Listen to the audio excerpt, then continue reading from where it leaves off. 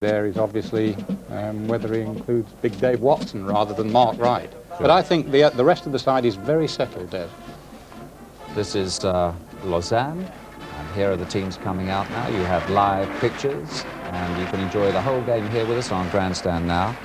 And our commentators there this afternoon, Jimmy Hill and Barry Davis. Good afternoon to you, gentlemen. Good afternoon to you, Des, and to everyone. Welcome to the delightful city of Lausanne on the north shore of Lac Le Mans, Lake Geneva. We're very much in the French-speaking part of Switzerland, where we have a rather grey afternoon after a day and a half of pretty torrential rain. Certainly one night and one afternoon it was coming down absolute stair rods, as they say. The English supporters are in the main over to our right. The atmosphere at the moment is nice and relaxed. We're waiting for the national anthems as we look at the national flags. And it's a nice touch. The national costume and being worn by some very young members of this country of 26 cantons. They're not really counties as we know them. They're states that have their own constitution, legislation, and so on.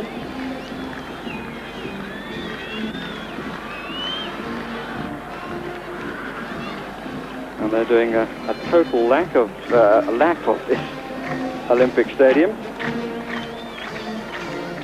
This, of course, is the home of the International Olympic Committee, Lausanne, and they are bidding here the city for the 1994 Winter Games. That's the first time that the Winter Games will not be held in the same year as the Summer Games.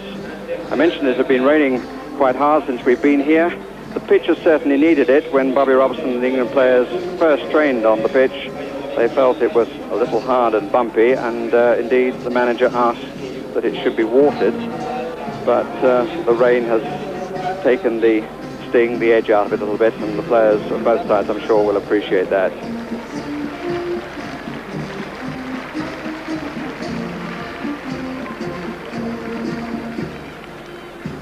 I mentioned that we're in the French-speaking part of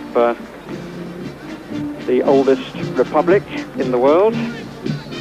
One of the languages is Italian, and our referee this afternoon comes from Italy, Luigi Agnelin.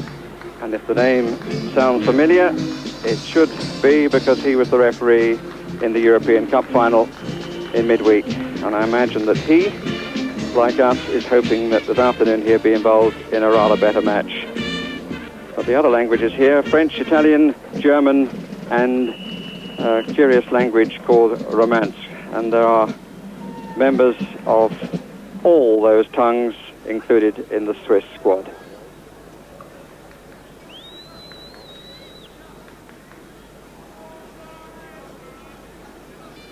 And now, a little belatedly, we wait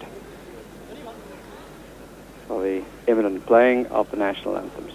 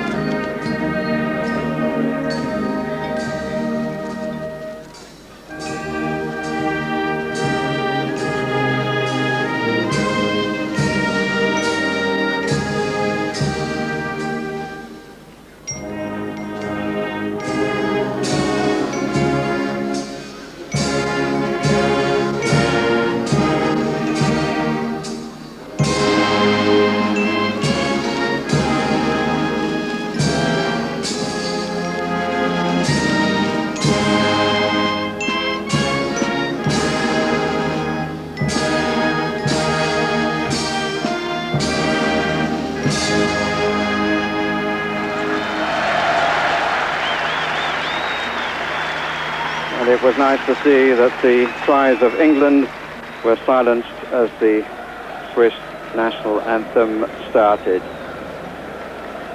And that's the England team. Bobby Robson refused to tell a Swiss journalist yesterday whether it will be the side that will start the European Championship, but I think it's fair to say that he would like it to be if things go well today. And of that number, Mark Wright surely has the most to play for. The Swiss team includes 5 of the defending champions. Neuchâtel Xamax, whose title is actually really on the line because they play their last match and it's still not sure next Wednesday. But included in that number is their most famous footballer, winning his 85th cap today, Heinz Hermann. They've only won 7 matches out of 20 under the reign of Daniel Jean Dupeur. But perhaps more significantly, looking at it from England's point of view, they've only been beaten twice at home during that period. And there's a man whom we're hoping to see add to his considerable tally of goals, Gary Lineker. 25 goals, this is his 32nd international. And said, a nice relaxed atmosphere, and that, Jimmy Hill, is precisely what we want. It is indeed, and it will be interesting to see the pace at which the game starts, because I did see that Holland-Bulgaria match, and really it wasn't a bunch of football matches, an exercise really, just a practice match. Holland, without many of their Eindhoven players, really just strolled through it. Ruud Gullit, really strolled around the park, wasn't going to get injured, and Bulgaria couldn't believe it that the Dutch allowed them to get 2 goals at the end of the game, so don't take too much notice of that. Whereas England had a really stern test in a marvellous match against Colombia, and both sides offering all that they could of their own particular styles of football. So it'll be interesting to see today what kind of match it's going to be. It'll be shown very early on whether they're going to go flat out. One of the things I think Bobby Robson will do is not overplay some of his key players. I think maybe 60 minutes or even 45 for players like Beardsley to give them just enough and not too much at this stage and not burn them out after a hard season before the start of the competition. So a test for Wright and Adams, a test really for Peter Shilton, I think, after his performance the other night, not needle sharp, and they're the ones who will be trying to prove to Bobby Robson that he can't do without them.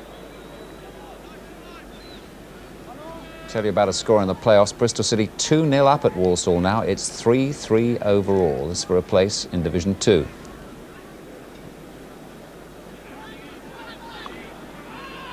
So the kick-off here imminent. A match in which the managers have agreed that there may be 3 substitutions plus the substitution of the goalkeeper, and Bobby Robson has already announced that Peter Shilton will play only the first half.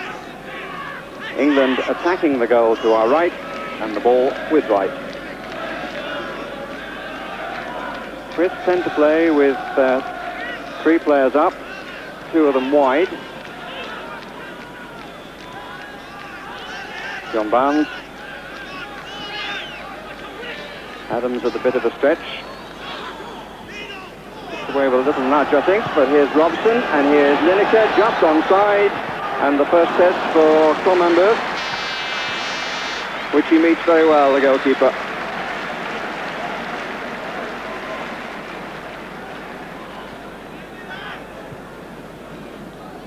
Barnes.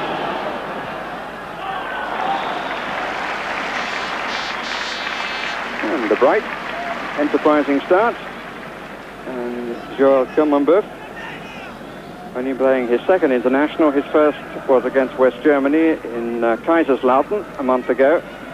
And he said then that better to start against a big team than somebody of lesser note and concede a silly goal. He played well then, and he started well here. John Barnes for England.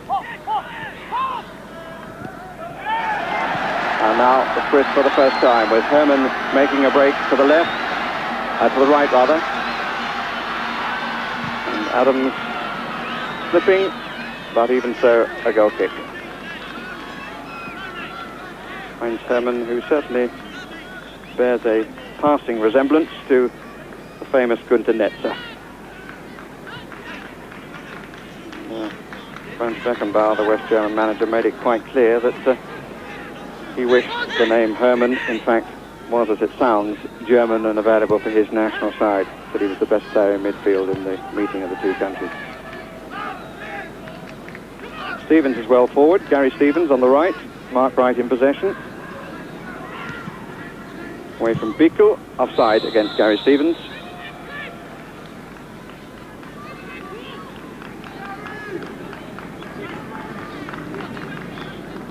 Just a little breeze, but no more. Certainly not enough to affect the match. Geiger plays as the spare man at the back, with Weber as the marker in front of him.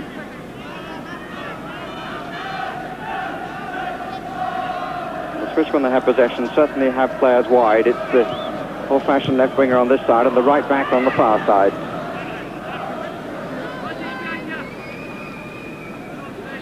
Hermann. Weber.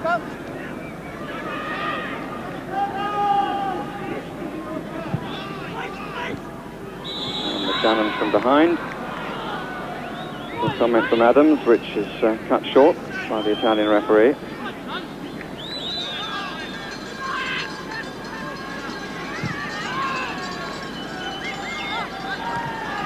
Baum trying on this left side now with Bonvin.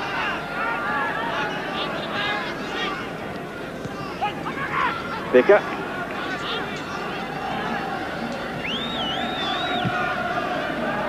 Hermann. Come to be seen by Stevens, who is balked by Hermann. Free kick for the obstruction.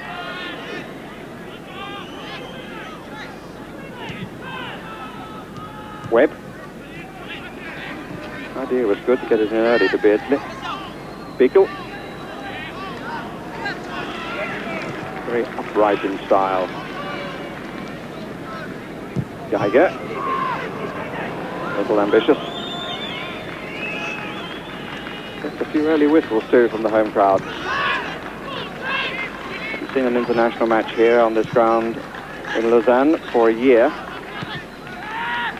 Last was against Sweden, whom they held 1-1, which might make an interesting comparison for England, seeing as we're with Sweden in the World Cup group.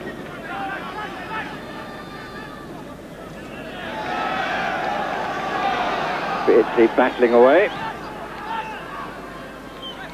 Free kick. That's a good challenge by Pere. Adams has gone up on the far side. Wright is going to join him. Barnes is, I think, coming to take it.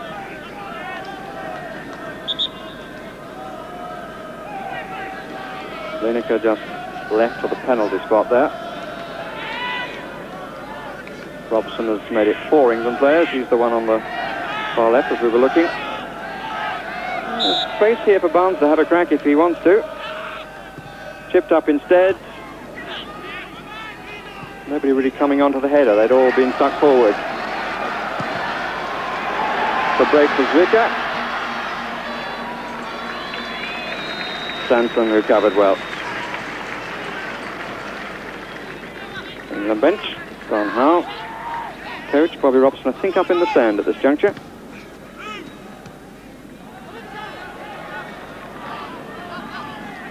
Bickel.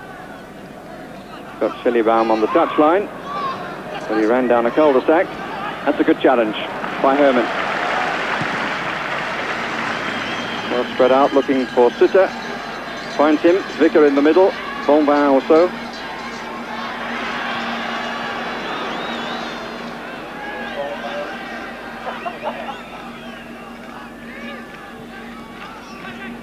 Barnes chucking in front of the fullback, but they don't come away with it as well as they had intended.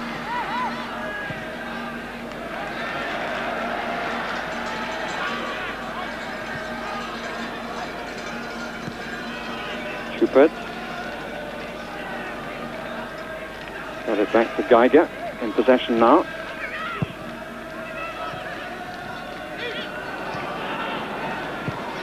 Build up is slow from the Swiss and at times a little wayward. Trevor Stephen of Everton. Schubert covering.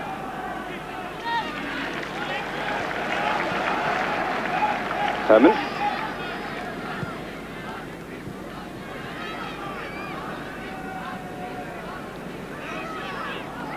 That's Daniel Jean Dupeux, coach of the Swiss side. Used to be an international winger.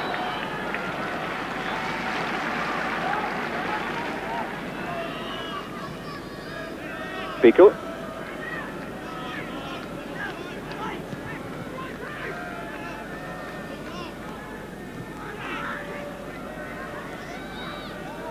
Geiger.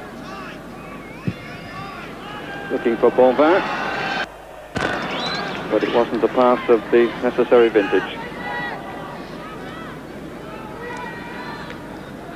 Torquay have equalised against Swansea. Caldwell has got that goal. It's 5-4 to Swansea overall in the place for a place in Division 3.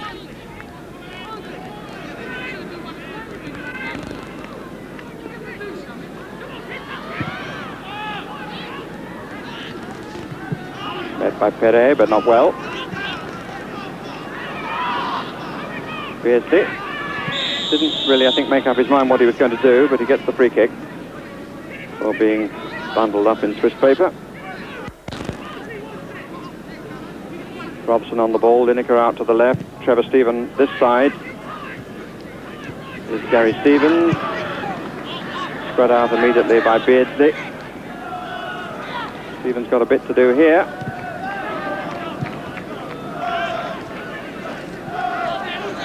Webb. Adams did well.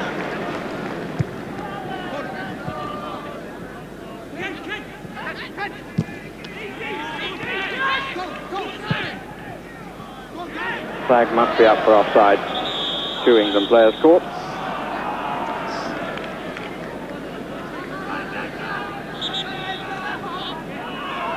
All the officials from Italy. It's the 15th meeting between the two sides.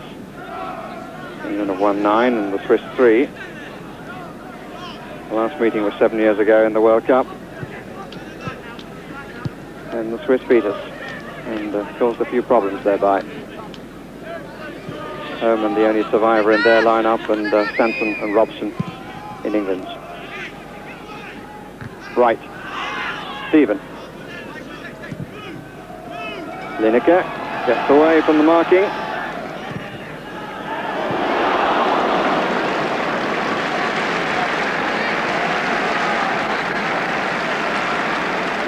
Bobby Robson not joining the applause, but I think in his mind he might have been.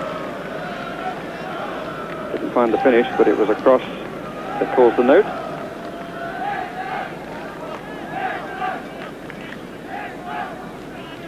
Assuming he's not writing his postcards home, I rather doubt it.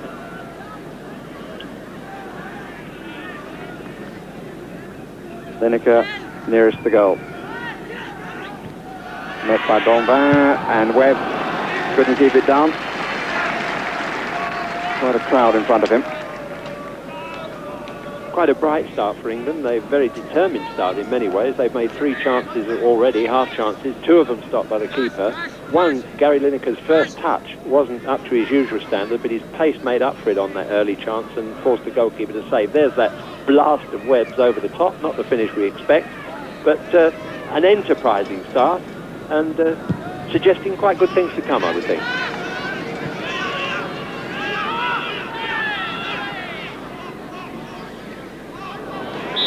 Good play by Kenny Sanson, who in the end was pulled back by Bayat Sutter, one of the Neuchâtel players and one of the German speakers.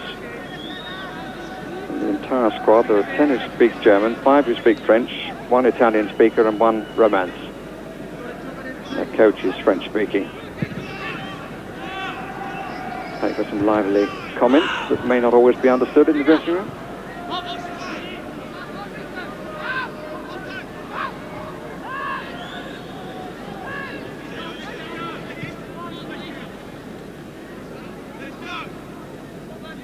Barnes from deep. Looking for a hobble ball, but not finding it.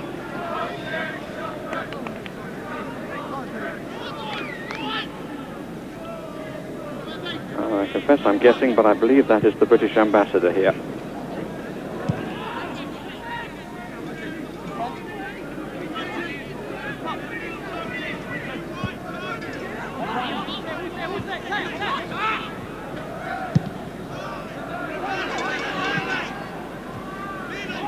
Webb. A little bit cramped then for Style. There wasn't much width around.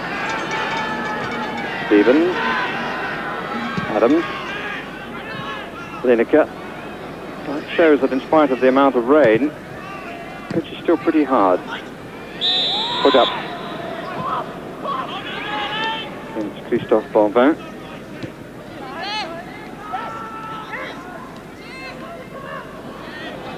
Throw has been given. Bonvin pinches 3 or 4 yards and was in danger of handball, and that was not a good challenge by Mark Wright. Committed himself, suddenly found himself being grabbed by the hand by the referee. Good referee, this Viviani. Tends to take the game with a smile and is very unfussy. Geiger. There's space for a moment on the right. Vicker on the near post. Nicely controlled by Stevens. Everton attack on this side. Stevens.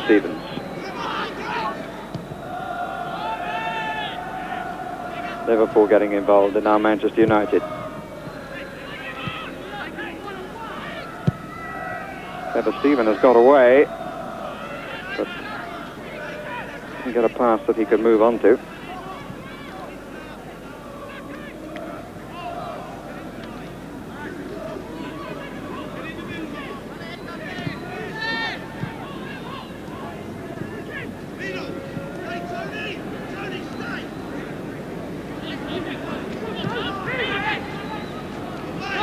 Definitely Webb and Robson form a little bridge, the drawbridge of which they were able to control in front of the back four then as the Swiss had possession.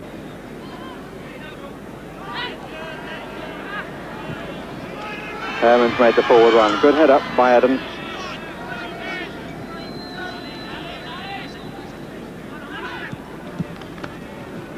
Beardsley spending a lot of time out on the left. Here's Barnes, who's wandering a bit, which is rather good to see.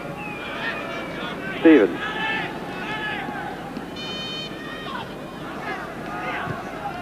Left the shooting chance a little bit late, actually.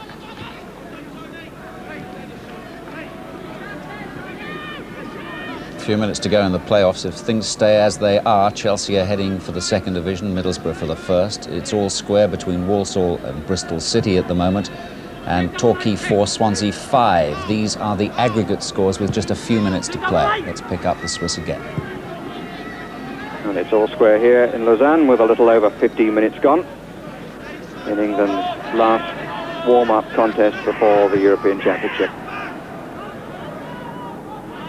Perret, Philippe Perret, a man whose place is going to be under some pressure from the scorer of the goal in the under-21 match, Thomas Viz. Sutter. Herman. This is when he wasn't able to control that. Perret.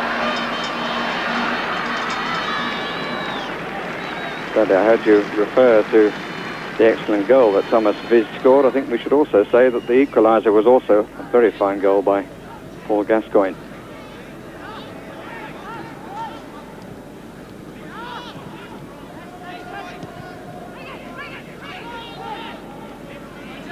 Right.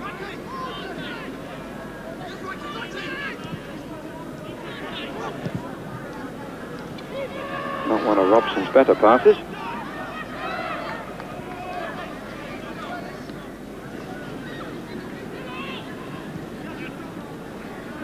Camembert injecting a little pace. Geiger.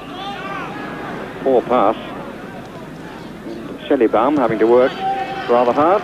That's a bit red in the face to match his shirt. Right.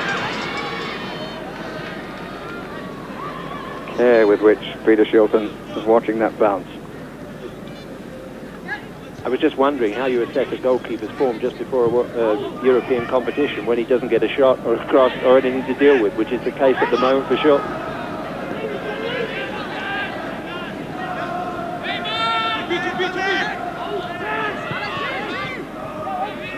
Lineker loses out to Bickel, but at the expense of a free kick and a little knock on the shin for England's Barcelona player.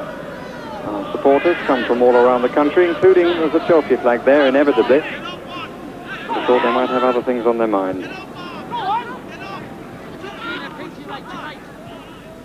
Herman. Nicely done. They like to play it out, and the challenge there wasn't a particularly good one.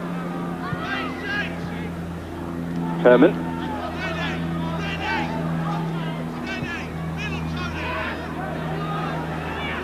Bickel, time's a little casual. Seems to want time too. Vicker.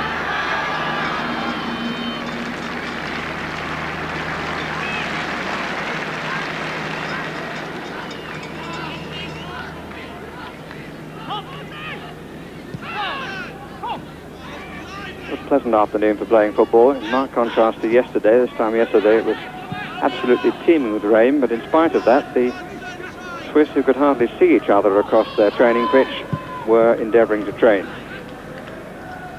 I won't bore you with the story of how wet those who were watching got.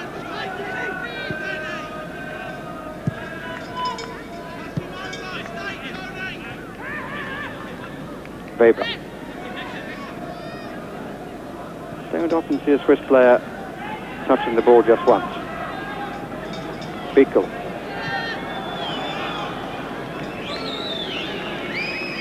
There was a need in the end that Geiger should. Sandy Burr looking a little anxious. Vicker. Herman Square. Bonvin calling for it on this side and gets it. Well won. We would have got it, but for the good challenge by Stevens.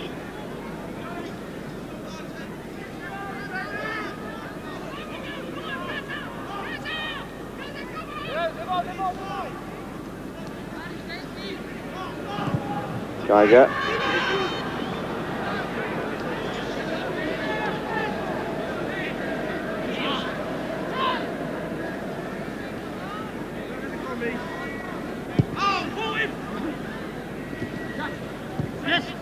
Barnes. Well, I would say something around 10 or 15,000. You can pick out the shouts of the players, hear them quite well. Stephen with the cross, Geiger with the header. Stephen can try again. Robson pulls back to give a little space for himself. He receives. Creeper cutting out the intended through ball. Past the 20-minute mark. No score in what is so far a warm-up match in every sense.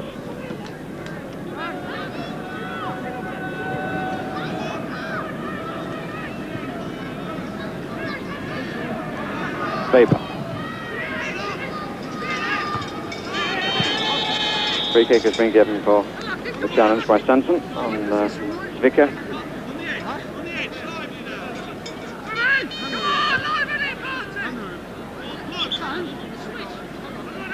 Identify the English player's voice.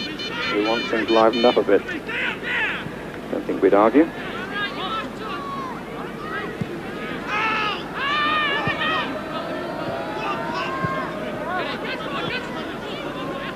Herman. And getting tight is Peter Shilton.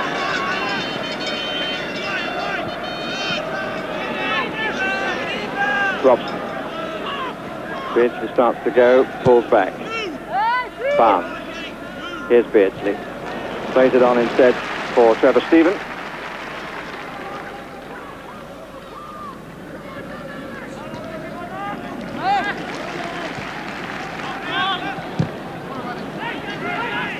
Webb. Bit of a dive in by Herman. Adams.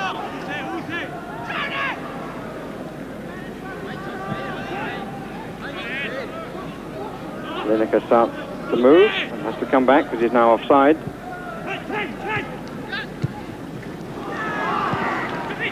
Covered by Chupert. Back half, a little testing.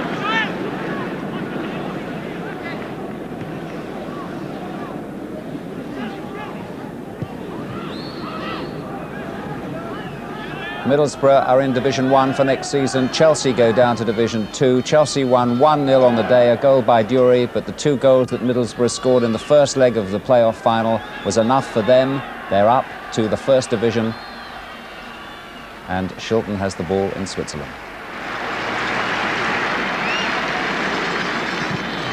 And Bobby Robson, and you at home saw the first real employment there of Peter Shilton.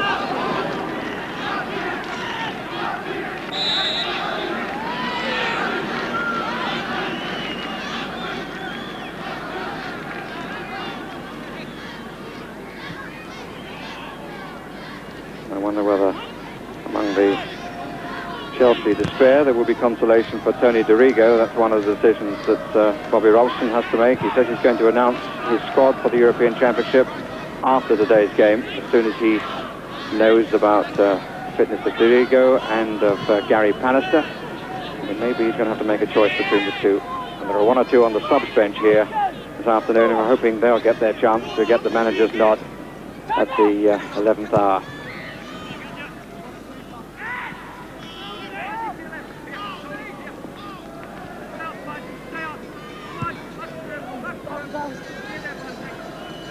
Alan Geiger, his 50th international.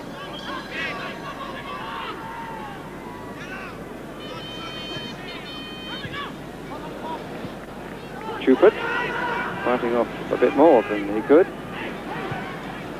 That's nicely switched to Robson. Massive England players forward here. Something should come from this. Met in fact by Shelley Baum. Trevor Stephen. Good dummy. Still the opportunity. Canny play by Herman, but only to Barnes. Sansom, Barnes. Trevor Stephen is unmarked over this side. Barnes. Faber got to it just ahead of him, but it came off the England player for the goal kick.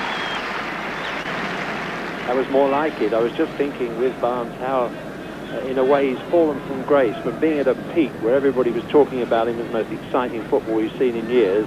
You know, one bad cup final, front players find it hard to maintain confidence all the while because they play in such tight spaces, and there all of a sudden the tension was released. He laid it and went for it and created that half chance.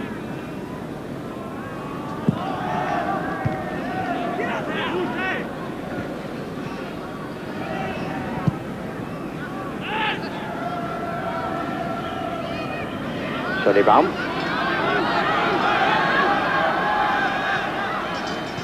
Usually the sort of noise accompanied by the cowbells one hears on Ski Sunday. Geiger.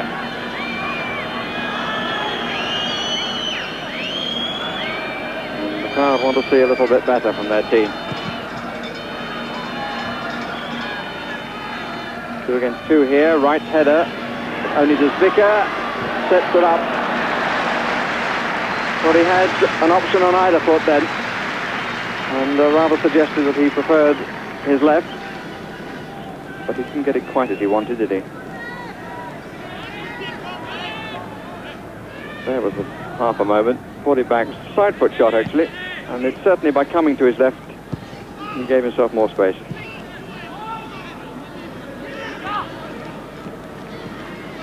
Here's John Barnes. A lot of space here for Neil Webb. Stephen.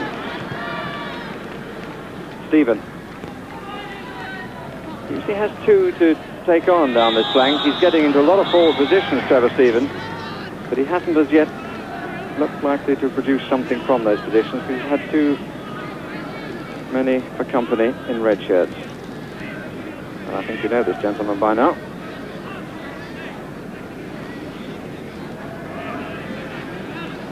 Four in the area, 2 of them central defenders on the attacking beat. Barnes Well blocked. I don't know how much he knew of it. I think it was the head of Tony Adams, who comes to fight to get the ball back and fouls in the process. But instinctive reactions from Joe Kummenberg. Stick on the near post, and then Adams, Barnes who took it. There was the flick. Yes, it was indeed Adams.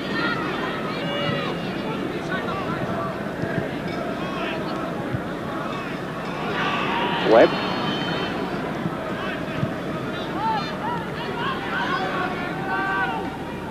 Stephen.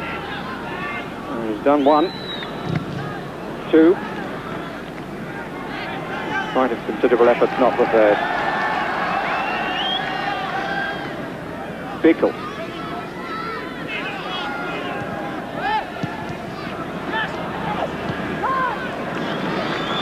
Promising again. Robson. Beardsley wide to the left. Kenny Sanson runs 20 yards to support him outside, and he's given the ball. Kenny Sanson! Flag stayed down. Lineker had stayed just onside, but a nice attack, and great credit to Kenny Sanson, who really beetled forward to be in the correct position. He's hurt himself a little bit in the process.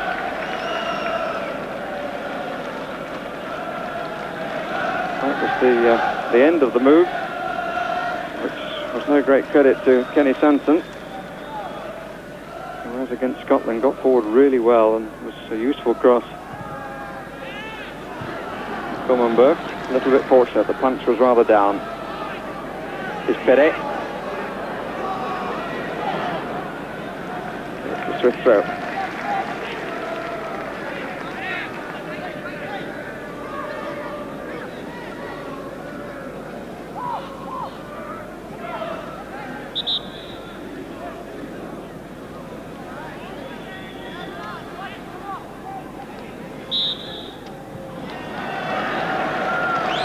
Throw will be the other way. And Swansea City have been promoted to the third division. They drew 3-3 at Torquay today, 5-4 on aggregate, the final score. So Swansea go up. Just to remind you, let me tell you that it's still 3-3 in aggregate scores between Walsall and Bristol City. Bristol City 2 up on the day. They might have to play again. But in case you've just tuned in, Chelsea go down to the second division and Middlesbrough are promoted. Still no score here in Stade Olympique in Lausanne with half an hour gone. Only one side has looked likely to score, and that's England. Barnes.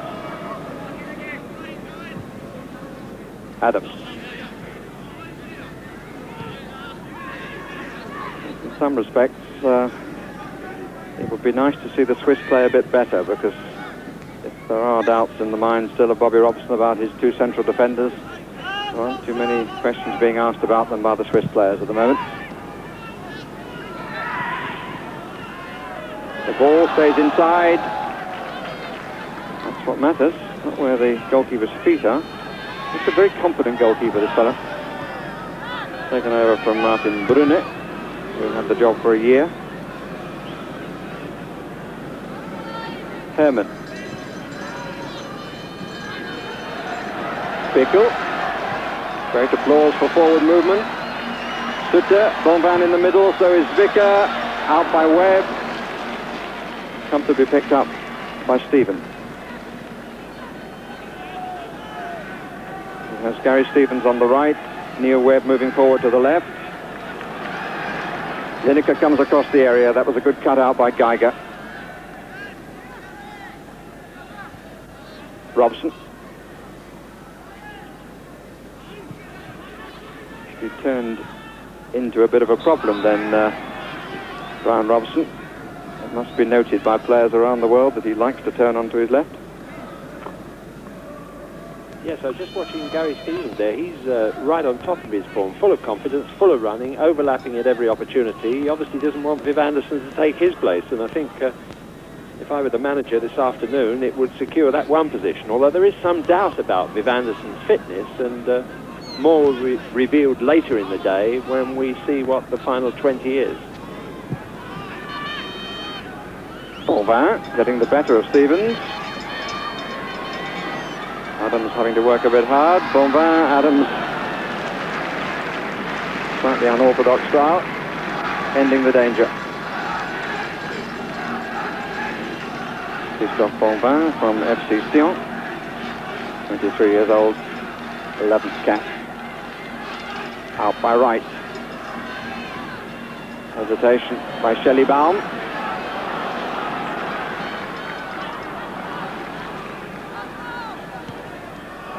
Webb. Beardsley plays it early. Lineker. Support coming from behind. Fell between Robson and Barnes. Lineker. They're queuing up, England.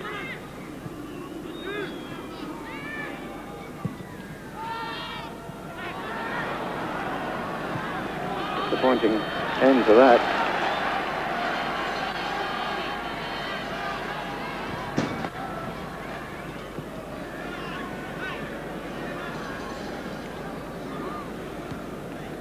In the match for a place in Division 2, Walsall and Bristol City finished 3-3 on aggregate. Walsall won a penalty shootout and will stage the third match at Fellows Park on Monday.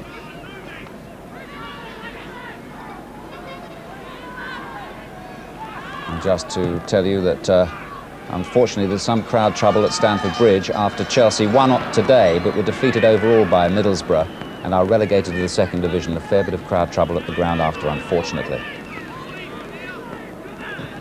After that news, I'm pleased to be able to tell you there's been no crowd trouble of any sort here in Lausanne, in spite of some dire warnings made during the course of the week in some quarters. Webb, Lineker, right.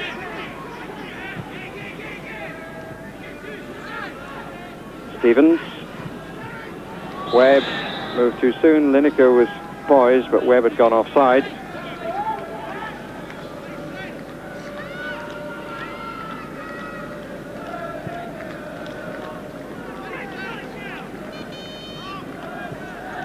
Herman.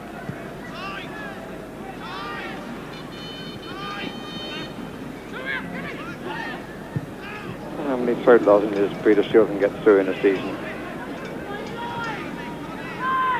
Constant shout from the back that I'm sure you can hear.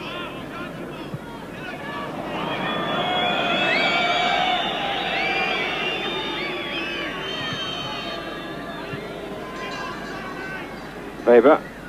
Herman. A little bit wild by Adams. Didn't need to make the challenge, needed just to stay there. Vicker and Bonvin and Perret, number 6, through to far side. Chester's the referee of Gary Stevens. Nice ball up the line that started this attack. Webb, Barnes, Chupert facing him. Sanson supporting. Plenty of England players forward again. And with this number getting forward, it really is about time we had a score, I think. Oh, put up given. There's a message there for Perret. You should never let the ball go past you in that position. You don't know who might be coming from behind.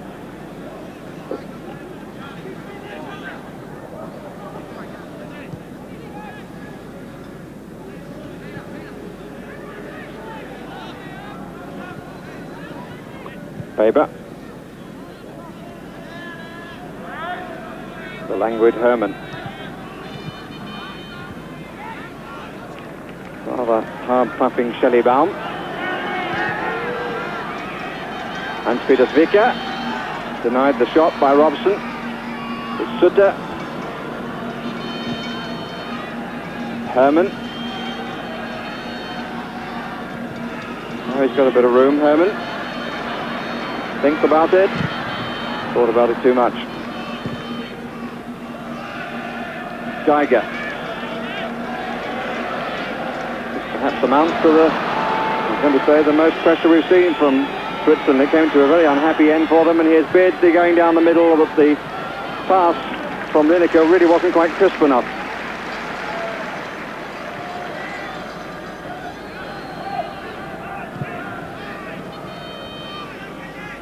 Barnes.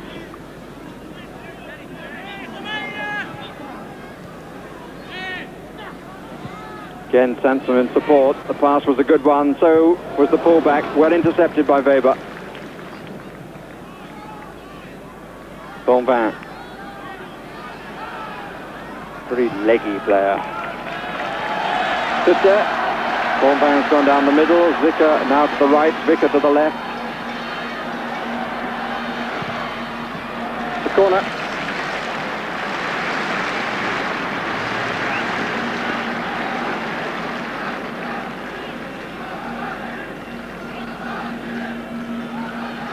So Switzerland's first set piece.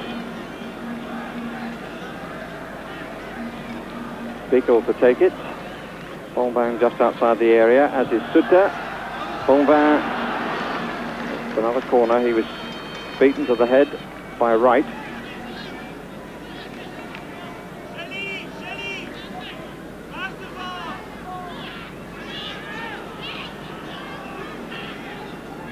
Bicker, the player in front of Shilton. Weber up number 4. It's curling to Weber. Goal kick.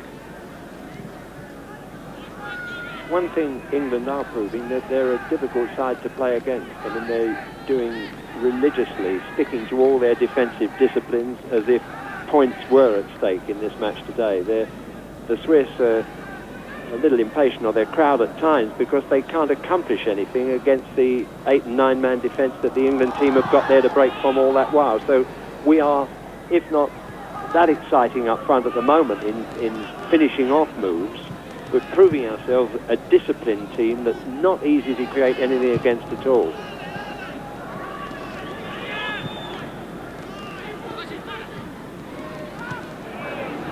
Nice combination. Referee playing on, although they were 2 feet high. The Swiss bench. So I hope at some stage they bring on Kubilay Turgilmas, who is a pretty quick player. Meantime, England have a free kick.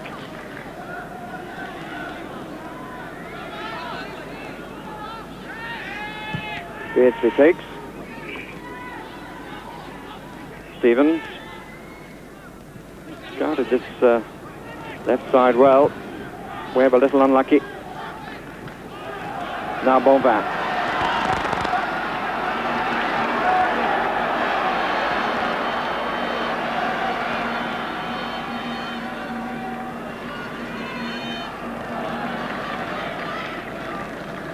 It's a corner.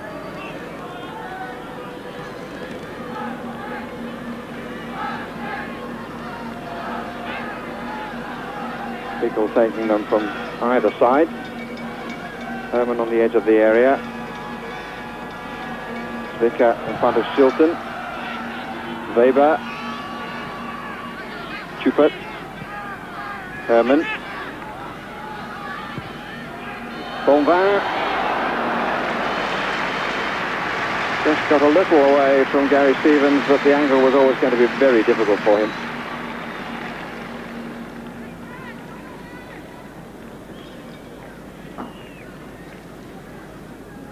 So we're 5 minutes away from half-time.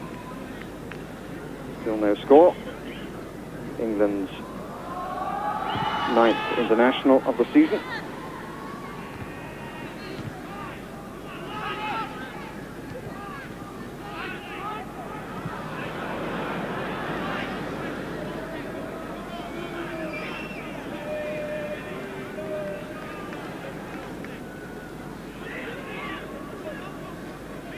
Tiger.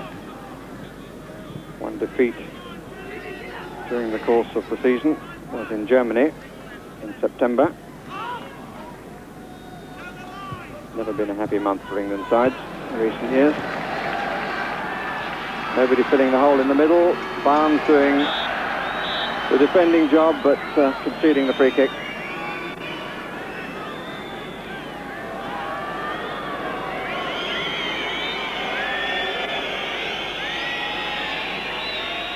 John Barnes seemingly indicating that his opponent dived.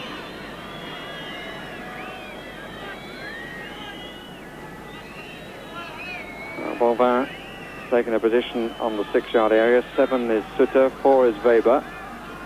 There's Bombin, number 11. Herman takes it, Bombin won it. But it got a deflection from the challenge, and there's another corner.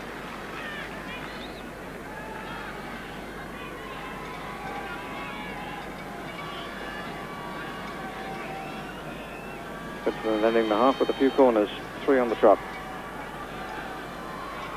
Vicker comes away. So can Barnes now. Quite a chase. Vicker is running alongside him. Lineker!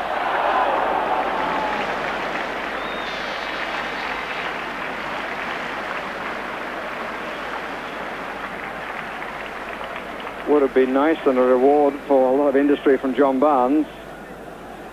How did it fall for Gary Lineker? He took it on the full, tried to steer it wide of the goalkeeper's left hand, and gave it a bit too much.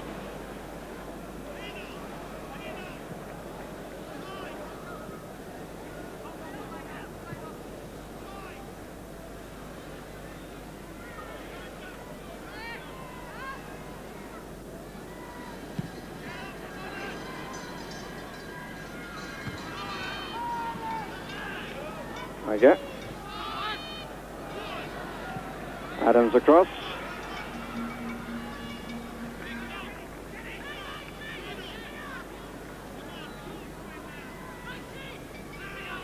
Peter Shilton, having completed a 50th clean sheet against Scotland, on for a half one here before he goes off. Wicket given against Bombin.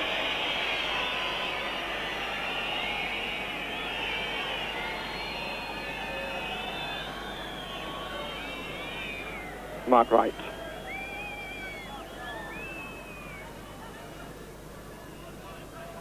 Gary Stevens.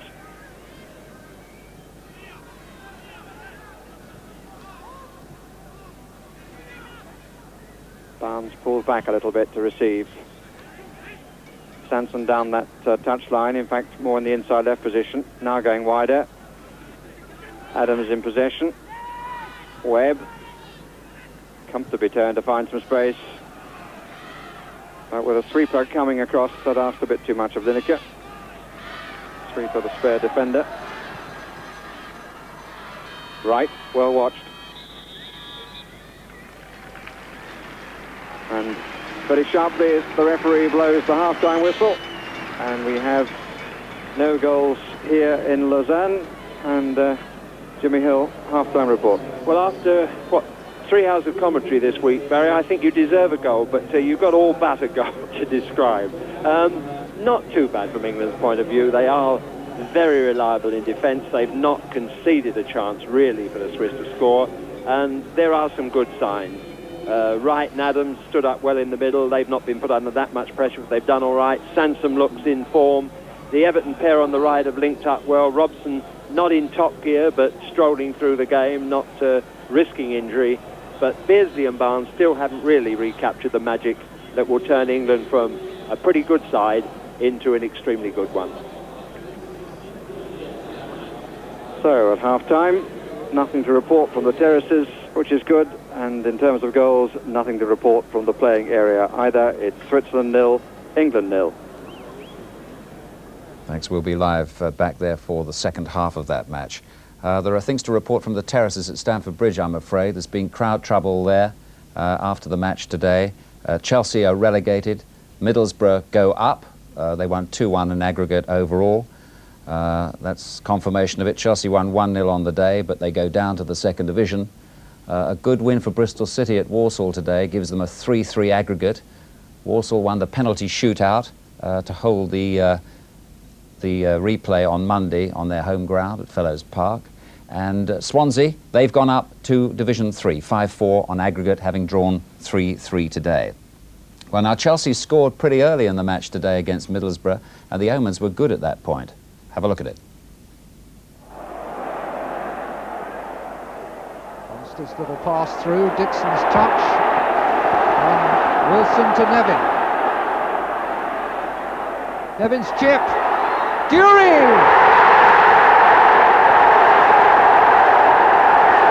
That has opened it up. Now we really have got a playoff on our hands. Nevin has always looked dangerous taking men on, pulls back the cross, first time from Dury, and Pear's stranded. Well, that was a good goal. Jerry Sinstedt still at Stamford Bridge. The crowd moving away now, but there has been some crowd trouble there, Jerry, hasn't there? Yes, Desmond, I'm afraid Chelsea went out of the First Division with more credit and dignity than their fans. Players had no sooner left the pitch than the hoodlums attempted to take over. The invasion started from the Chelsea shed end, and it was contained and turned back by a very calm response from a small body of policemen, but that precipitated the kind of things you're seeing here. This was about 10 or 15 minutes ago. Senseless, naked hatred that continues to stain English football. Missiles thrown, a policeman carried off on a stretcher, blood-stained spectator taken away by ambulance, and a number of arrests.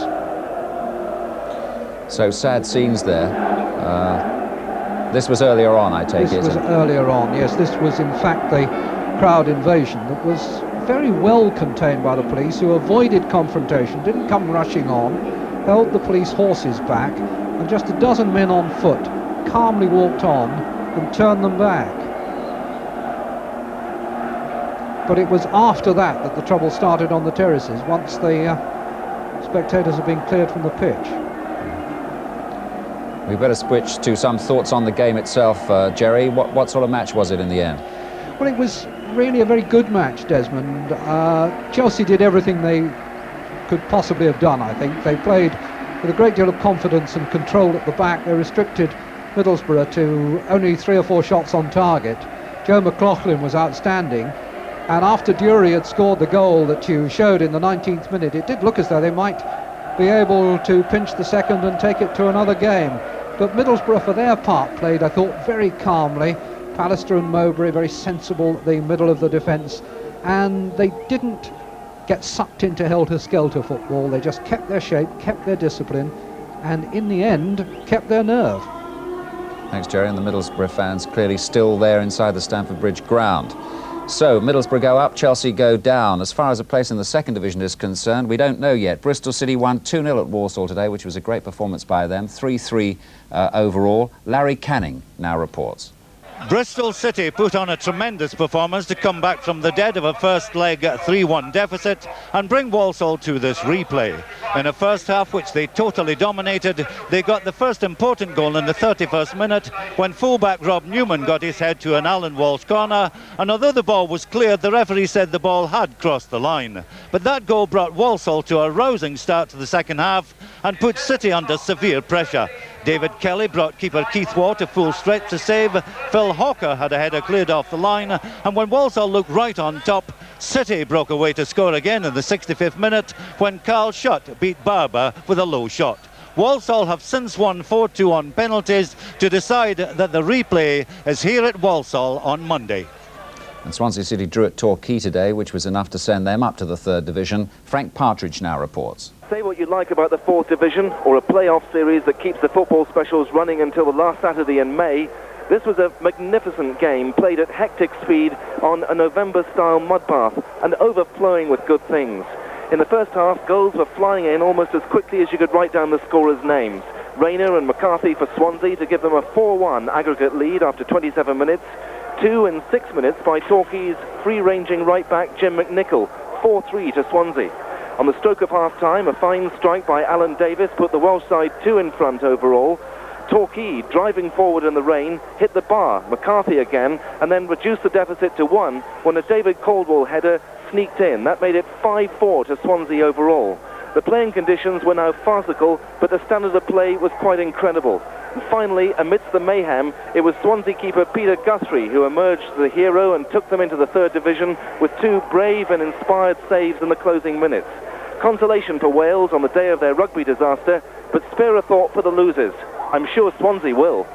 So a good day for Middlesbrough and Swansea City, both promoted. Well, England, of course, have got the European Championships on their mind. Back live with their match in Switzerland in a moment. 0-0 at half-time if you just tuned in. Meantime, we're going to switch to the European Judo Championships for a few minutes. That's been taking place over the last week or so. And reporting now is Gerald Sinstadt once again. Pamplona in northern Spain, famous for the running of the bulls, attracted a rather more subtle sporting gathering to the Pavilion Arrosadilla. 4 days of competition in the European Judo Championships, attracting packed houses for both days of the finals. For the first time in a major competition, the players wore coloured suits rather than plain white with distinguishing belts. Britain's representatives included Diane Bell, current world light middleweight champion, and Elvis Gordon, the big man from Wolverhampton, for whom great things have been predicted. Neil Adams, beaten in the British Open last month, wasn't picked for Pamplona, but he's working hard and hopes to demonstrate better form in the Sardinian Open this weekend. Diane Bell, here in blue, showed clearly why she's been the best in the world for the last 2 years. Begonia Gomez, her opponent in the light middleweight final, had the backing of a naturally partisan audience.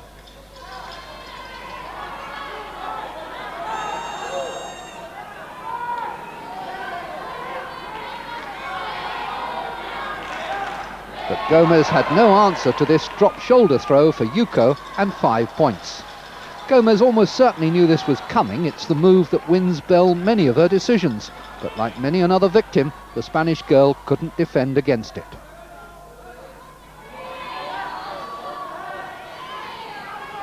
Then Bell established a hold that impressed Gomez rather more quickly than it did the referee.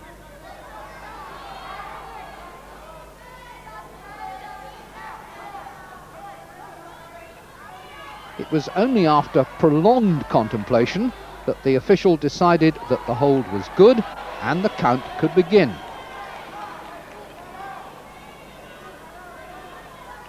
Gomez had escaped from an earlier hold, but this one was so effective she hardly moved throughout the 30 seconds.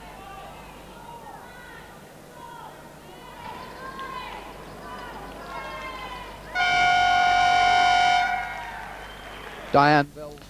Well, we came out of that rather quickly because we thought half-time over in Switzerland was going to be 15 minutes. In fact, it's 10 and the players are on their way back out onto the pitch. We'll show you those judo championships, those European judo championships on another occasion. Perhaps we'll squeeze them in tomorrow. I'll leave that to Steve Ryder. He makes decisions about things on Sunday these days. But a quick word from Bob Wilson here before we go back to Jimmy and Barry there. What did you make of that first half? Well, not brilliant, Des, obviously, but the one good sign from England's point of view is that they did create 4 good goal-scoring chances, which is quite a good ratio in a period of 45 minutes. Now, 2 fell for Gary Lineker, 1 for Tony Adams, 1 for Kenny Sansom. Adams was obviously the one who was slightly unlucky, although you've got to credit the keeper for a great save. But that is, it's 4 chances in a European Championship finals coming up. That would be good, obviously, as long as they convert. But that's the positive side. No. OK, it's all yours now to Jimmy and Barry. You should know, Des, that in Switzerland in particular, time is money. And there have been a few changes in the 2 teams for the second half. We're looking at number 15, Martin Andermatt, who's come on for Switzerland, but from England's point of view, they now have Chris Woods in goal, Chris Waddle playing on the right side from midfield and forward, and Dave Watson has joined Mark Wright in defence. So Bobby Robson now playing the 2 he wanted to play against Scotland, but couldn't because Wright was injured. They last played together in a deluge in Israel.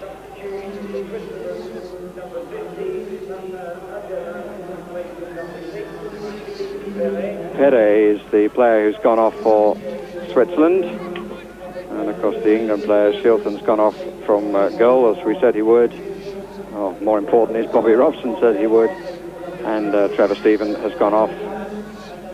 And Tony Adams.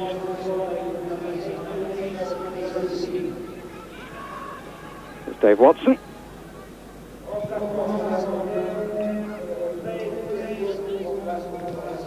Watson's challenge, but it comes down to Bickle, who has a shooting chance and gets applause for the fact that he did try. Chris Woods, who's never been on the losing side for England. This is his 12th cap. 7 wins, 4 draws in the previous games he's played. He's only conceded 1 goal. Won by Weber. Webb. Right. The best challenge he's made in the match, but that's better. Nice control. Waddle. Lineker. Free kick has been given in England's favour.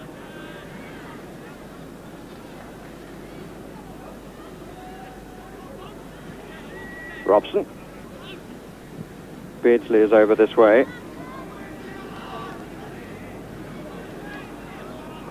Schubert. Geiger. Good work from Barnes and not such good play by Geiger.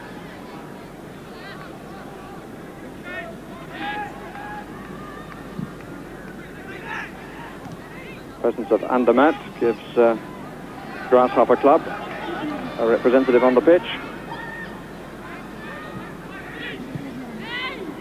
Right. Referee says no foul.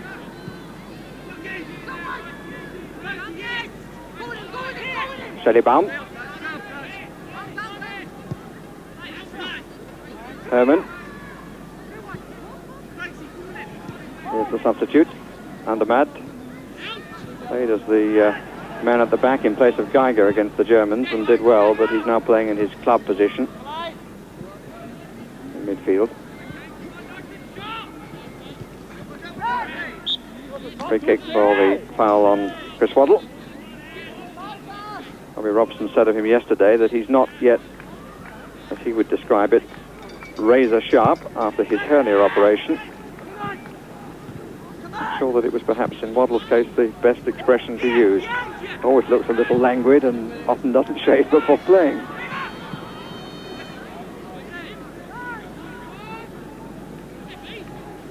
Right.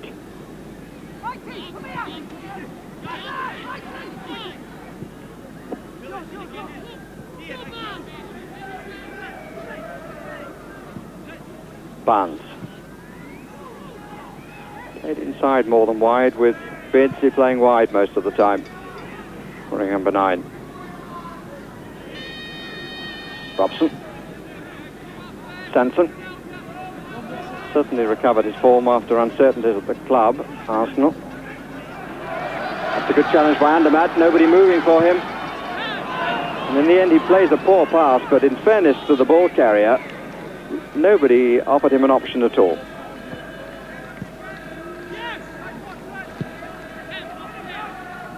Robson. Releases Lineker.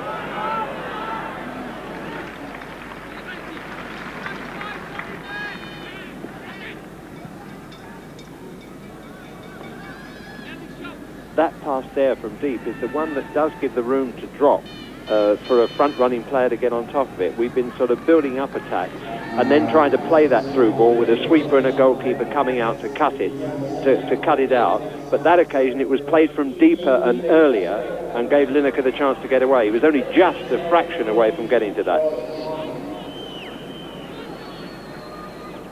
Martin Weber. And the official crowd figure given at 10,000.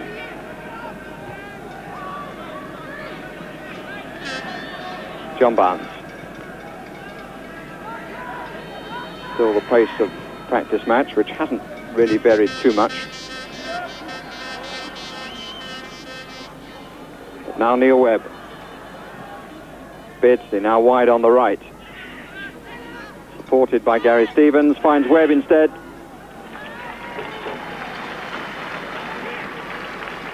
I think they found a useful goalkeeper in this Joël Comenbeuf.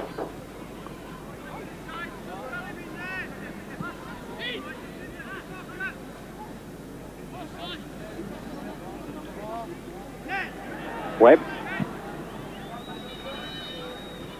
So watched by Weber. Schubert.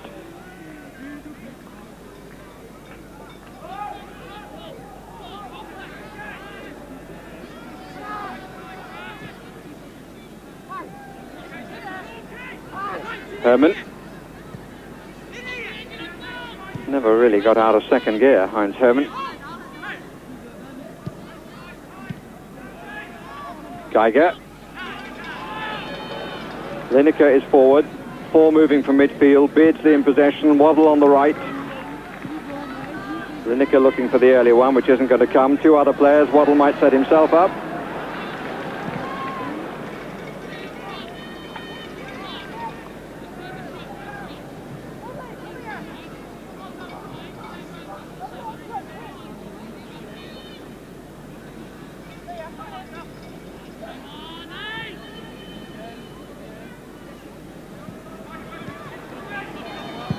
Bickle does well.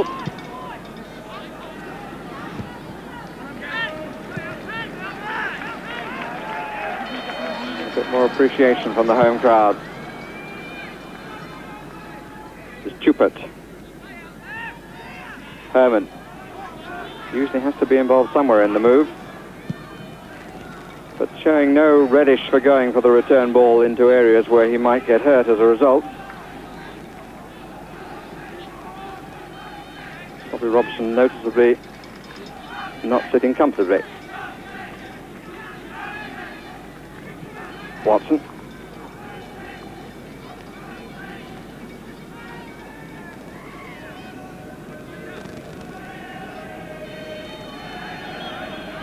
On for the long throw. On the edge of the long jump bit.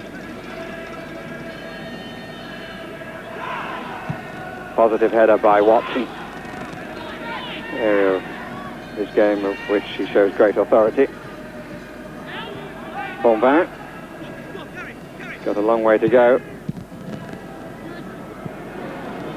And Lineker makes some observation to himself about the lack of the marker then.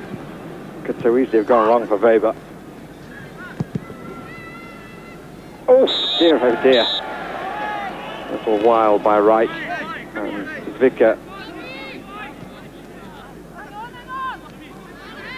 Well, the free kick was taken while the referee was talking to the central defender, which is not quite as it should be. Vicker. Bickle. But again, he had 10 yards to move into, but played the square ball. Herman.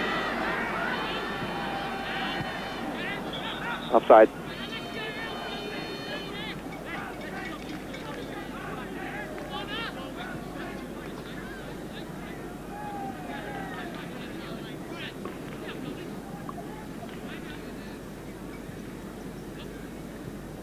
They get back to Luton after tonight's match. The England players will get a break until Friday when they reassemble.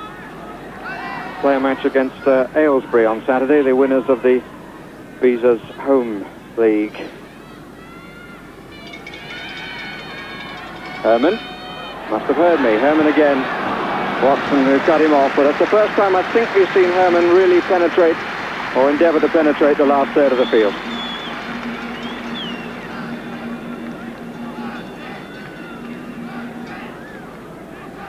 Bickle has Vicker in front of Woods. Herman and Suter just outside the area. Bombin, good punch by Chris Woods. Geiger. Bickle.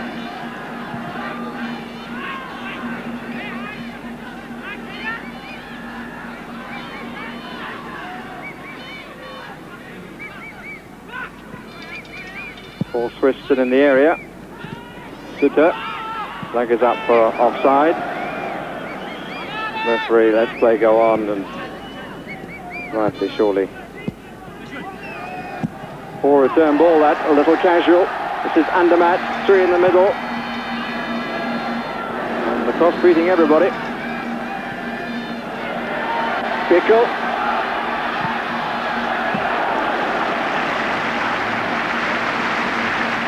Slight change in the atmosphere in Lausanne.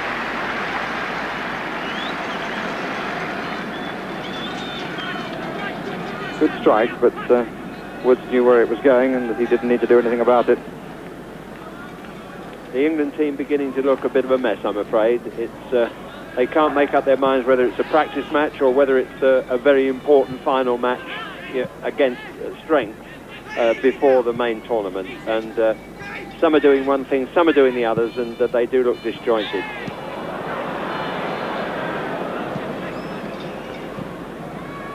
And that wasn't the best decision I've seen this season from a linesman.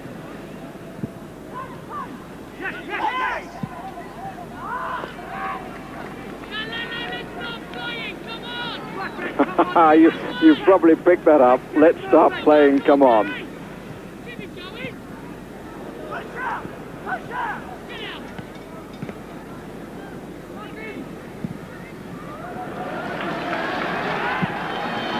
That's a great ball by Spicker to Sutter.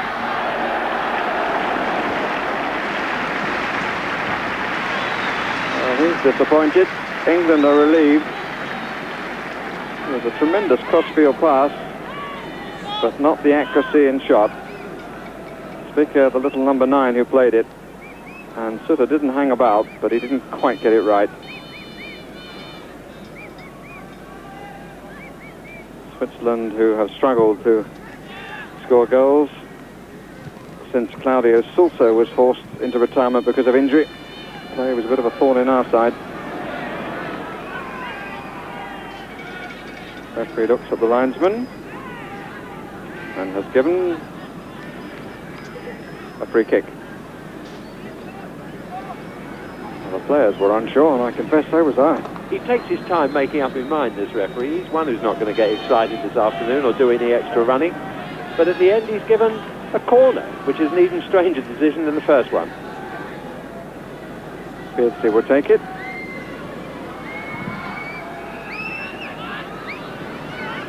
Not a good one. Robson. Waddle. Beaten by Herman. And a pull by Waddle on Andermatt. Free kick quickly taken. Philippe Bonvin. Heinz Herman, but not the German. Barnes. And again Barnes. Loses out to Geiger. Won by Robson, who I think is beginning to get a little bit irritated. No flag this time, and here is Peter Beardsley. Lineker is up with him, and England have a 1-0 lead. But I have to say, I think the linesman who called a curious offside a few moments ago kept his flag down then when I believe he should have raised it. But England have the goal.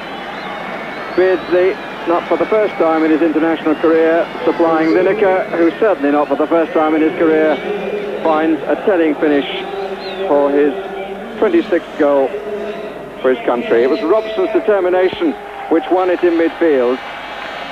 Well, on second thoughts, I think that may well have been not offside. Lineker is the goal scorer. Well, I've said one thing and then another, Jimmy. Was it offside or not?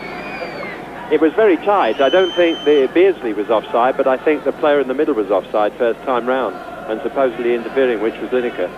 But it doesn't matter now. It's strange, this game, isn't it? After the Swiss, the best period that they've had in the game, unsettling England, making them look poor, they then go a goal down. Here's Beardsley.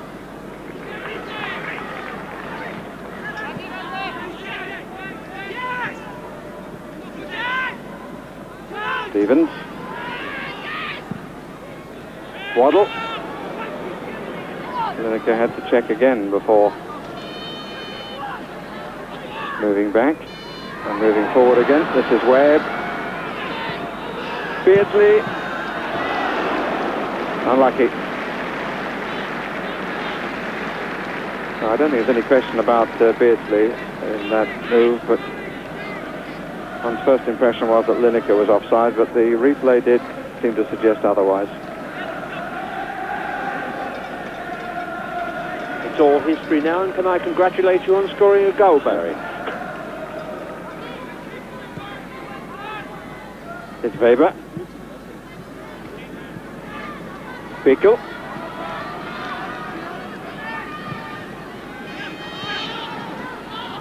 Just a little nick was enough. Herman.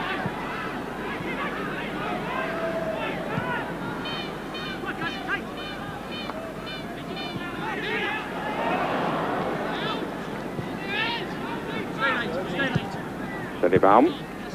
Interesting challenge by Gary Stevens. Webb. That's the position with an hour gone. The scorer, Lineker.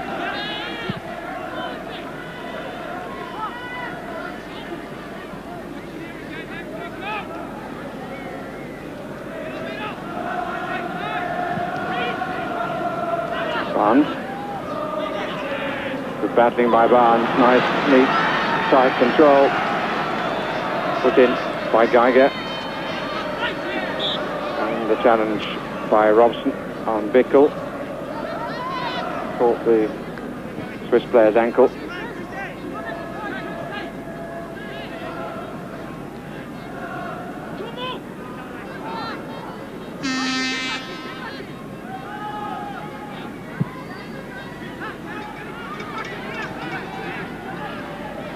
Stanton taking plenty of time.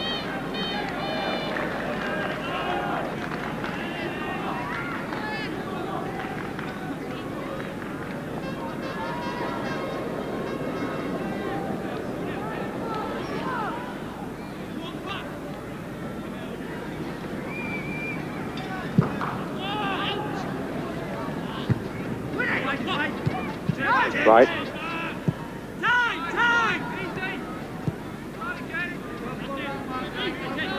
Right.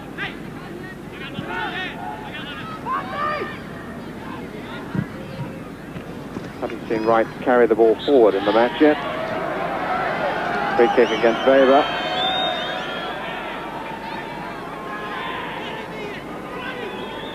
French raise of eyebrows. Maybe spoke most about it. French-speaking Swiss, to be accurate.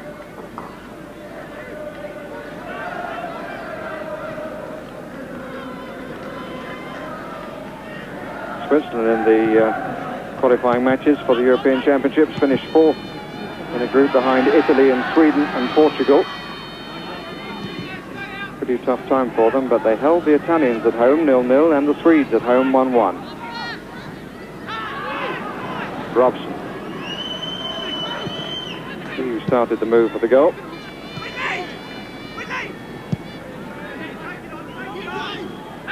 Take it on was the instruction to Wright, or the encouragement to Wright, but he didn't answer it really.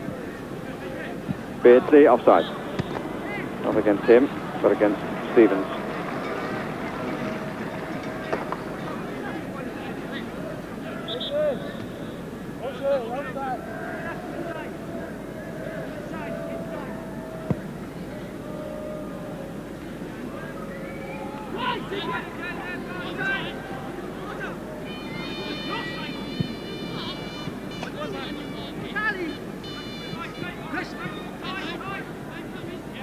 Steady Baum. Always seems to have to work very hard for everything that he does.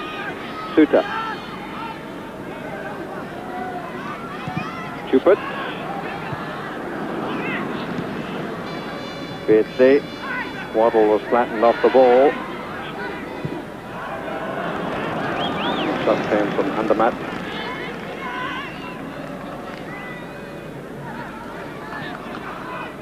Robson.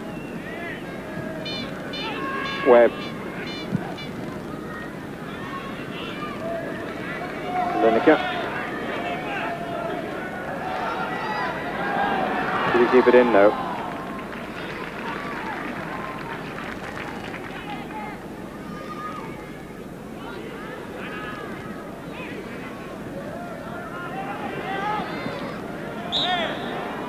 Kicking against Robson. Certainly been more aggressive in this second half. Woke things up a little bit. Oh dear, oh dear. Free kick against Gary Stevens.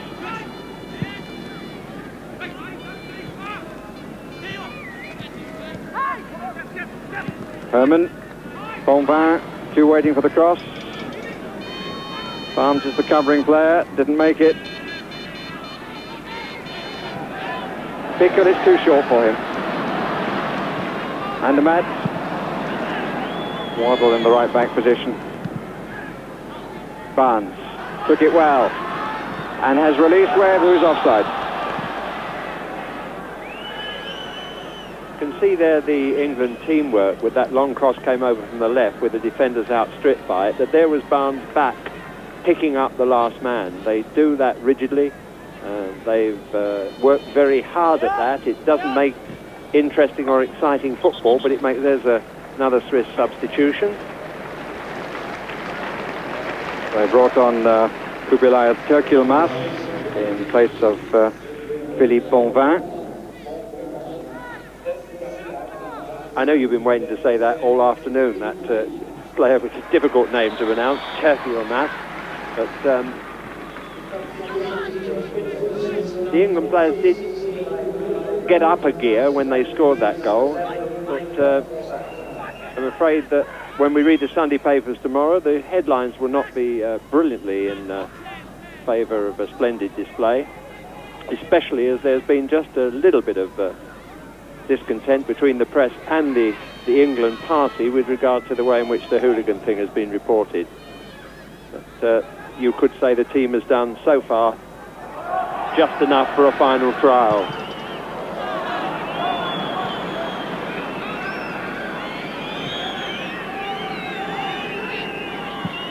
Offside against Beardsley. The thing about the substitution made here by Jean Dupont is that Turkilmaz, who's the youngest player in the squad at 21, plays for Bellinzona, only just become a Swiss 2 months ago, is of Turkish descent, and he's a player much in demand.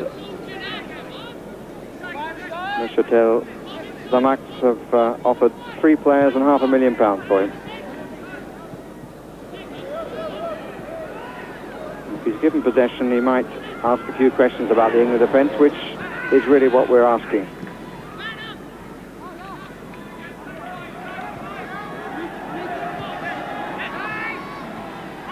Herman. That's a useful ball to Weber. Everything to his left, including a terrible cross.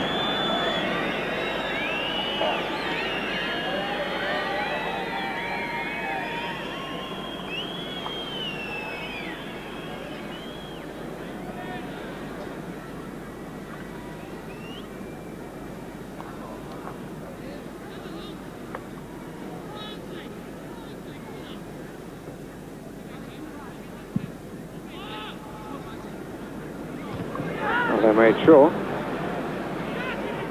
Beardsley. Into Sansom. It's good to see that Sansom has rediscovered his zest for the game. Can be a telling factor when he gets forward to support an attack, because he's very quick.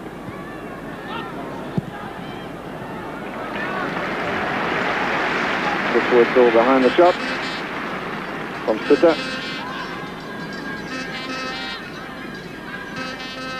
I think a lot of people who said that Kenny Sanson's failure as an attacker has been in the final ball, which certainly has been true over the years, were a little surprised by the quality of his attempted chip against Scotland, which was really quite superb. And he wins the ball too. On that occasion he gave it away. Oof. Perfectly fair challenge by Watson. No messing, as they say.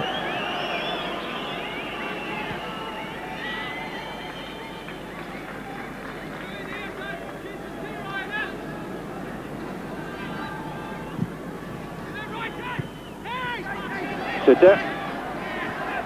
And the midfield didn't really cover very well then. Came off right.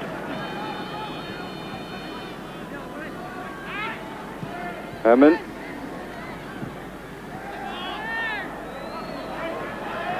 It's a throw, England's way. Pickle wanting the free kick.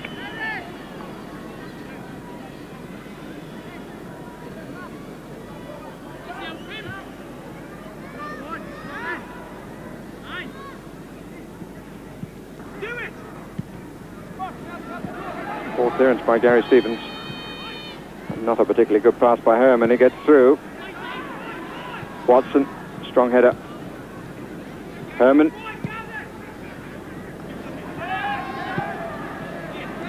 Geiger to Andermatt.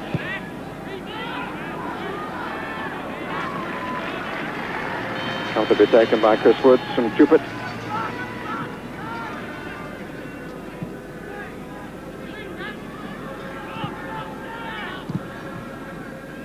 Lineker.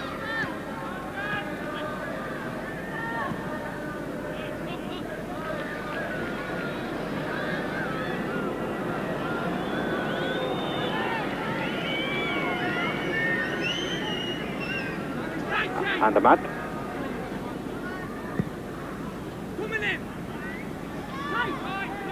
Tekin starts to run at the England back four, but isn't presented with the ball.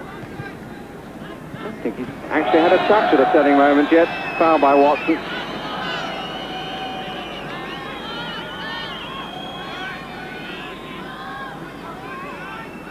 Thomas Chupet of FC Arau is the injured player. He's only an amateur, part-timer. He's a banker. And yet his club are fully involved in the battle for the championship. Zamax and Arau have one game to play, and they both have 30 points. But Arau are away from home. Lunging challenge. Produces the free kick. I was just thinking that Watson had done pretty well since he's been on, full of confidence right from the start, but that was really an ungainly challenge, not an international. Oh, what a good shot. Well saved by Woods. Brighten the game up there. It's even pleasant to see the Swiss have a hammer at the goal. Shot from Bickle. Stevens.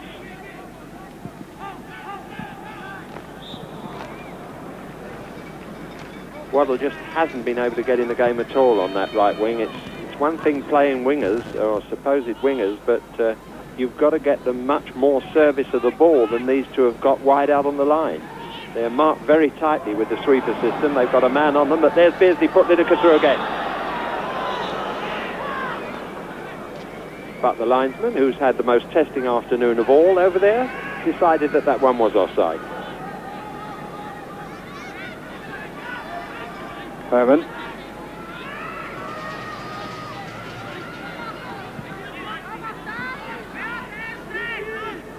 Coming back across the England line. Chupet.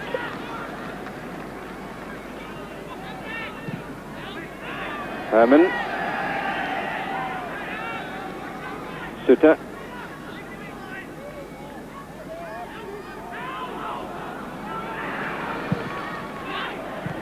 Out by Watson. Good header.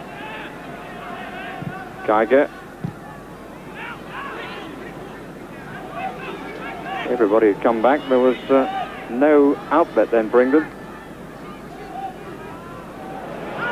And 15 minutes for the match remaining. England leading by 1-0. Gary Lineker's 7th goal of this season in an England shirt.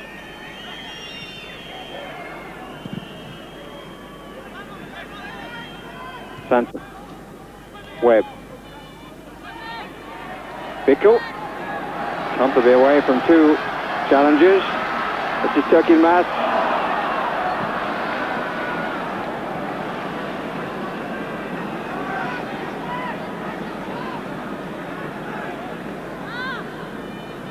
His expression was adequate comment on what happened. Stevens. Bickle. Chupet. Still the Swiss keep possession.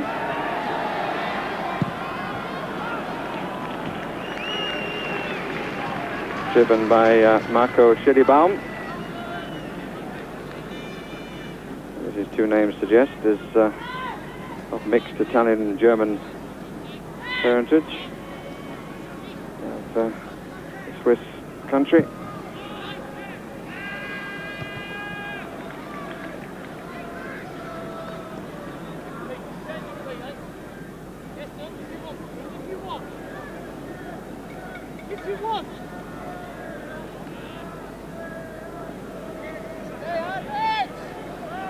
Robson. Barnes. Beardsley.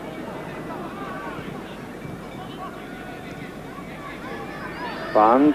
Forward for Sansom. That's too strong.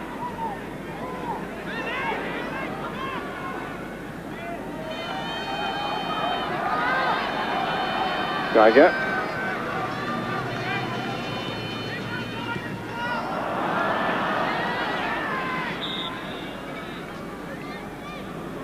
Free kick is going to be given.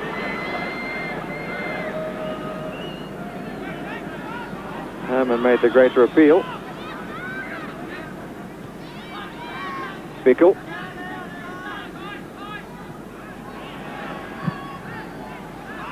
Serious and unnecessary pass, the one to Weber. Just a chance to do better. Herman.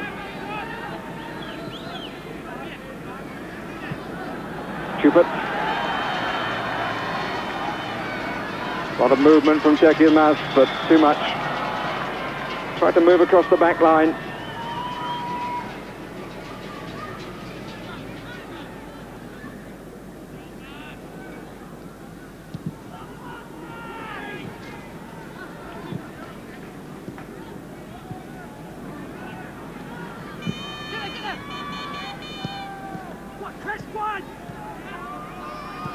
Suter, Vicker.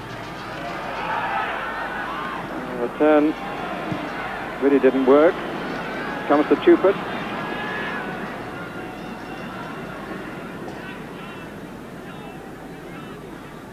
What we've seen so far, as we look at the right back of Switzerland, or Chris Waddle, has been as a right back for England.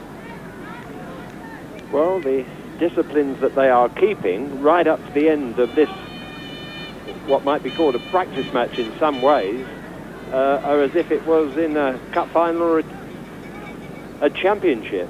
I mean, at this stage of the game, they're not putting more men forward than is necessary. Robson's not getting into there's probably Robson come down blind. He's making one more substitution. He's only allowed to make 3 outfield players. He's made 2 of them. And Reid, I think, is going to be the one to come on to sharpen things up a bit, probably for Neil Webb, who's had a sort of steady nothing afternoon. And there goes Swiss. That's a great tackle. It's a very, very good tackle by Mark Wright. But an indication, at long last, I have to say, of the pace of Turkey Yilmaz. It was a full stretch tackle that needed to be made, and it was, and I'm sure it would have done Mark Wright a great deal of good. And Peter Reid is coming on to replace the skipper.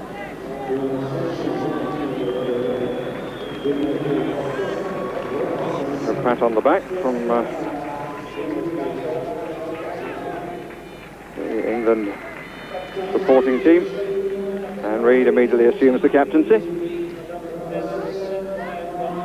So Brian Robson, with his history of unlucky injuries, just pushing himself 2 or 3 times in the game, on one occasion to start the move which led to the goal.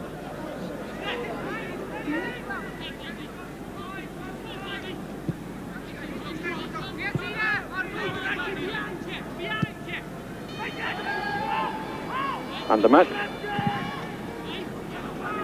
Webb. Don't know where he's going. Offside against Turkey Yilmaz. I think that's a precaution in taking Robson off at this stage. If having got so far and into a major championship without an injury, not to risk anything in the last 15 minutes. But if the result today was really important, I think you'd have to have taken Barnes off, because he's having the most uncomfortable time. He's doing his defensive job, as you can see there, sticking to him like a leech. But really, his presence is requested in doing more entertaining things up front. Herman. Bickle. Almost all over the defence, but running to Chris Woods. He's a Reid doing the shouting. Barnes supplying the pass. Lineker's cross had its movement taken away by Weber. Hermann. Free kick. And a substitution to be made by the Swiss. And Bickel is coming off to be replaced by Moutier.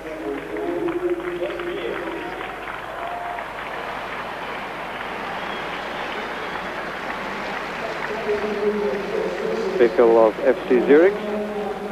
Second division side is replaced by Daniel Jean Dupeux, by Patrice Moutier of Neuchâtel.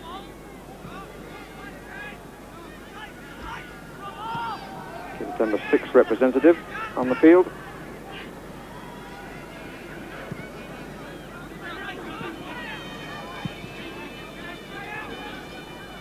Played by Geiger. And the mat.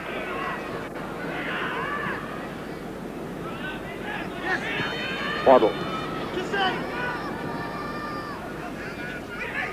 But he managed to get away in those strides. But here's Beardsley. Lineker looking to see what support there is. 3 on the 18-yard line. Barnes. Lineker can't get through.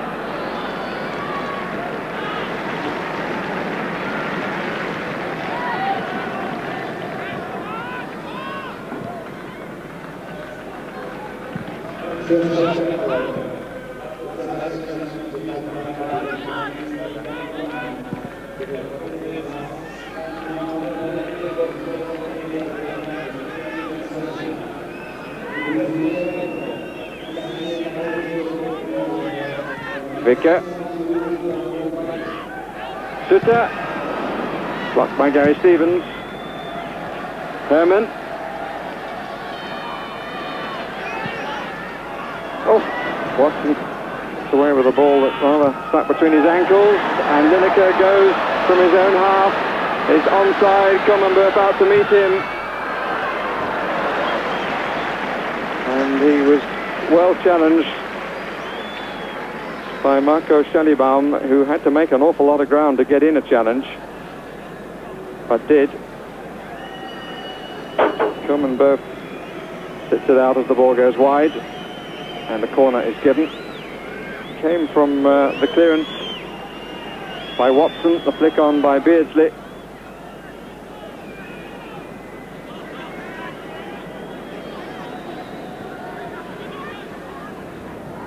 And from the corner, England in possession. This is Barnes.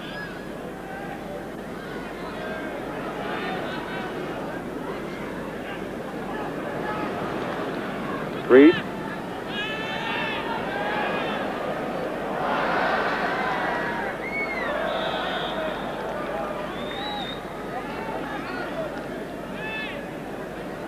It appears to be among those to have a fairly quiet game. Been in good company. Nice touch, but Kenny Sampson unable to take it in stride. Waddle. Yes, he's made himself the room, but still couldn't get the height on the cross.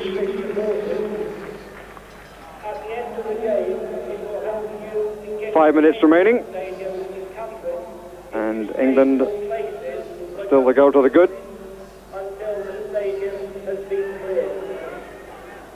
Waddle. Peter Reed. Moutier. Hermann. Weber. And a rare moment of noise from the English group here.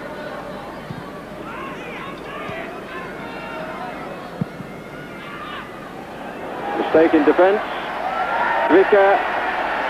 And there was an appeal for handball, which is waved away. And in fact, when the free kick comes, it will be in England's favour.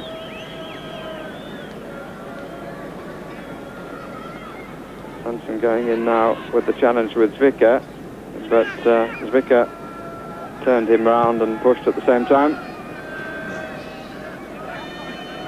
But it was a moment of uncertainty in the defence, that's for sure. Herman. Suter, Herman, Zwicker in the middle.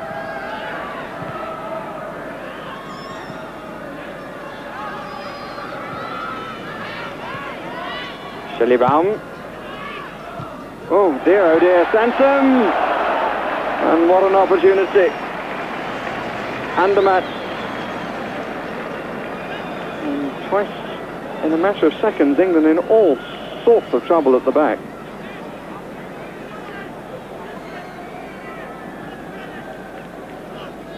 I was just going to say that since Peter Reid's been on, there's a little more semblance of order in the England team, but not at the back at that moment. It was just missed by Watson there, which deceived Sansom, who knocked it right into the path of the attacker.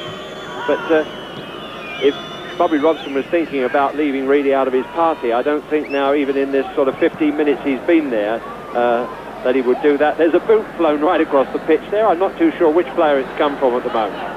I think what was significant, it's Peter Reid, and look, he's challenging and has won the ball twice now with a foot that had no protection at all. That's typical of the men's guts and determination. And I'm sure that they're not qualities that Bobby Robson will drop lightly. It might also be said, looking back on last Wednesday as well, that really boots come off far too easily these days on football fields. Shot came from Geiger.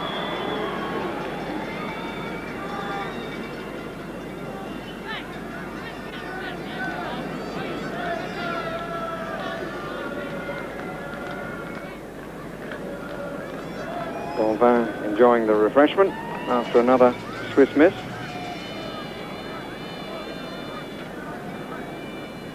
Problem with the right foot too, by the looks of it.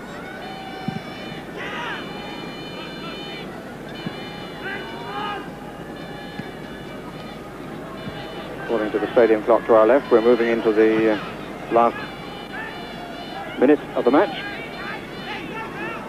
Herman. Suter.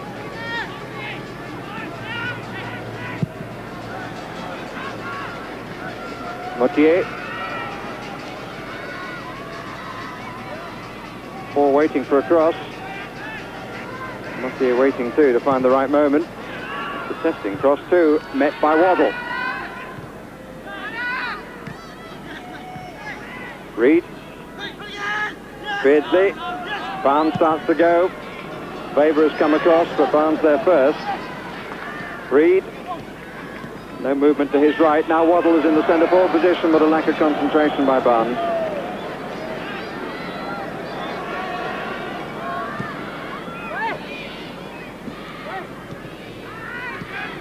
Herman.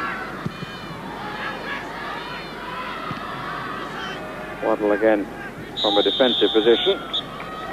Well, that's the end of it. Not a brilliant performance, but I suppose a satisfactory one from England's point of view. They'll claim that they restricted the Swiss to very few opportunities. Their defensive discipline was good, but the vitality and spark and fire wasn't in the front players who've made such reputations this season. And we can hope that in the next 15 days, with a few vitamin pills, that comes back. So the final score in Lausanne, with Bobby Robson probably not learning too much as he didn't know already, is Switzerland 0, England 1. Well, the fans behaved themselves, thank heavens, but not terribly inspiring. But then I guess it was never going to be really No, I that don't sort of think match, so, was Des. It just kept them ticking over. 2 weeks tomorrow to the Republic of Ireland. Once again it showed. I mean, they created a few chances, and the man Lineker did it again, 26 in 29 starts. That is phenomenal. And the defence looked solid. Yes, they look pretty good, and even Dave Watson, when he came on for Tony Adams, it looks quite good, really. Okay, Bob, thanks very much indeed. Well, in the playoffs, a disastrous day for Chelsea, both on and off the field, but things had begun so well for them this afternoon. Monster's little pass through, Dixon's touch, and Wilson to Nevin. Nevin's chip, Dury!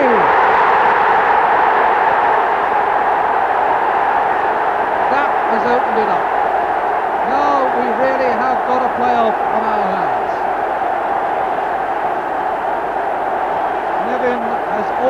dangerous, taking men on, pulls back the cross, first time from Dury, and fair stranded. An early goal there by Dury, and it looked good for Chelsea at that point, but Middlesbrough held out to win 2-1 on aggregate. They go up, Chelsea go down, and then we had these rather unsightly scenes at the end of the match, Bob. Yes, I don't know quite how that gate was unattended, Des, really.